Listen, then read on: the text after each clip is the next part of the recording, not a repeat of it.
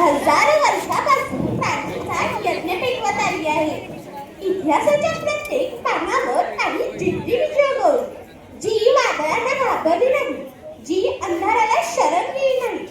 संघर्षाच्या मातीवरून आणि अपमानाच्या पाषाणातून त्यांनी आपली मुले रुजवली.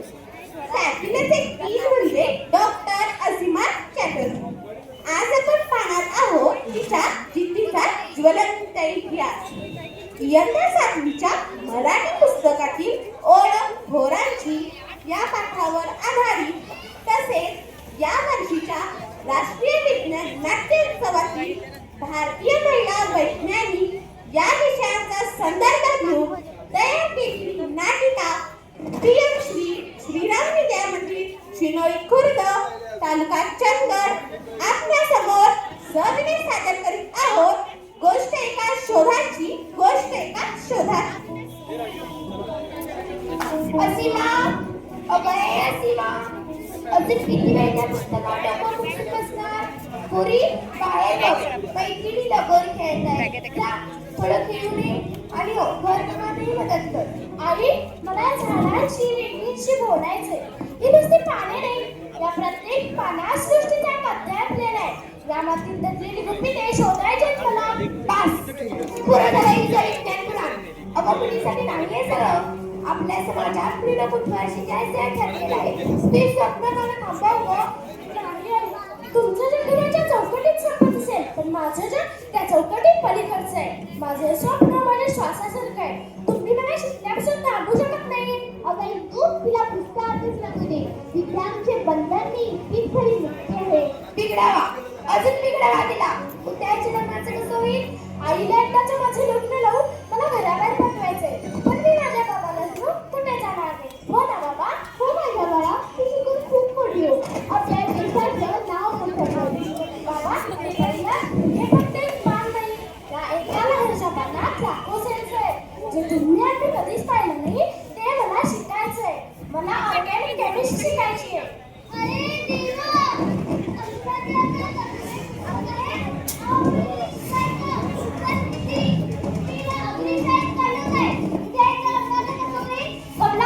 मला शाळेत जायचा अधिकार नाही का?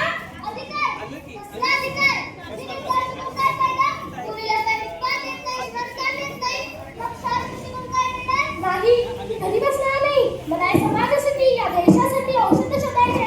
मी शिकणारच, फक्त स्वतःसाठी नाही, तर त्या प्रत्येक मुलीसाठी जिच्या डोळ्यात शिकण्याचे स्वप्न आहे. शाबास माझ्या बाळा, तुझ्या या शब्दात तुला भविष्याने वैज्ञानिक दिसते.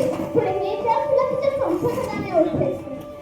तिने परंपरांच्या भिंतींना आव्हान दिलं, समाजाच्या चौकटी मोडून काढल्या.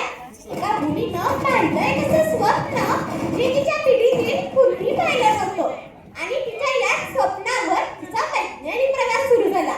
हा प्रवास एका जिद्दीचा, एका आत्मविश्वासाचा, एका स्त्री शक्तीचा प्रवास होता. असीमा आता मोठी झाली आहे. घर, संसार आणि संशोधन अशी असीमाची तारेवरची कसरत सुरू होती. आणि काही वर्षानंतर ती रात्र आली.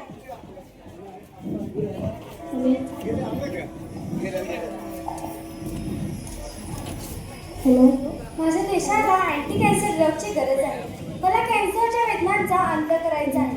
त्यासाठी मी सदाफुली या वनस्पतीवर संशोधन करत आहे. यामधून प्लास्टिक आणि प्लास्टिक मिळवली तर आपल्याला कर्करोगाची औषधं तयार करता येतील.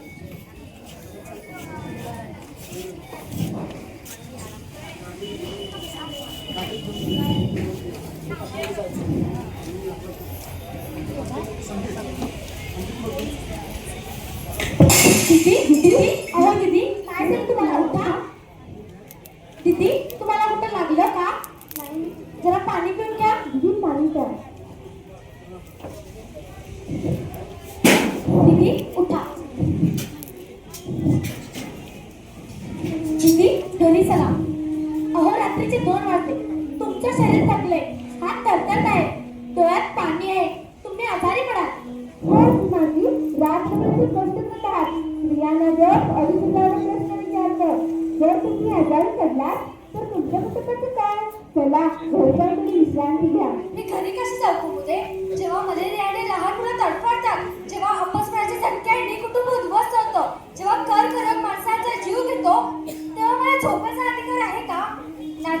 जोपर्यंत मी या रोगाने हरवत नाही तोपर्यंत मला विश्रांती नाही. दीदी, तुम्हाला माहित आहे आम्ही दोघी काल फक्त एक प्रयोग करते. तुम्ही आम्हा सगळ्यांसाठी एक नवीन मार्ग तयार करत आहात. तुम्ही आमच्यासारख्या मुलीच्या मनात तुमच्या स्वप्नांचे बीज पेरले.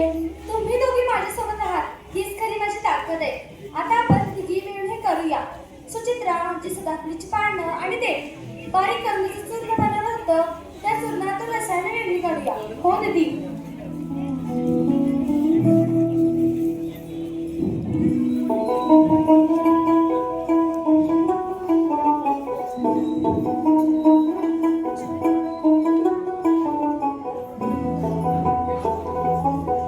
दीदी, या दीदी, मी पाहते पण याच्यामध्ये अजूनही काही कण वेगळे झाले नाहीत.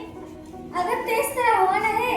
यातून योग्य रेणू मिळवण्यासाठी आपल्याला ऍसिड बेस एक्सट्रॅक्शन करावी लागेल. कुमुद, ती नरसाळी दे बघू. हा दीदी. कागज के दो पंख लेके उड़ा चढ़ा जाए जहाँ नहीं दीदी, पहा त्या नवीन ते रेणू मध्ये बदल होतोय. अगं हो, हे तू टीयर स्प्रेडवर घेऊ बघ. हो दीदी.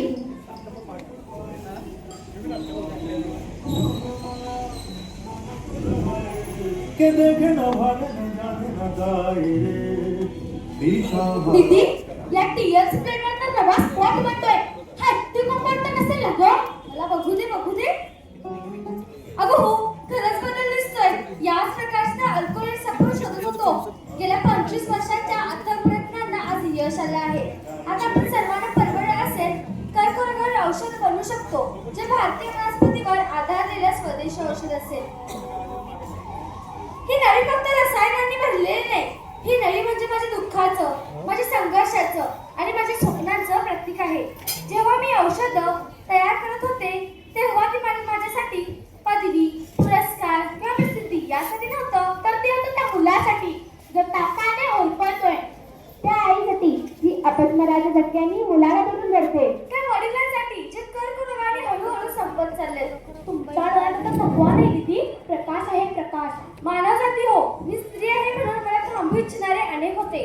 पण माझं विज्ञान स्त्री पुरुष जातपात सीमा ओळखत नाही. हे औषध ज्या क्षणी जन्म घेईल त्या क्षणी सगळ्यांचं होईल. गरिबांचंही, श्रीमंतांचंही, भारतीयांचंही आणि परदेशांचंही. कारण रोग हा माणसाला पाहतो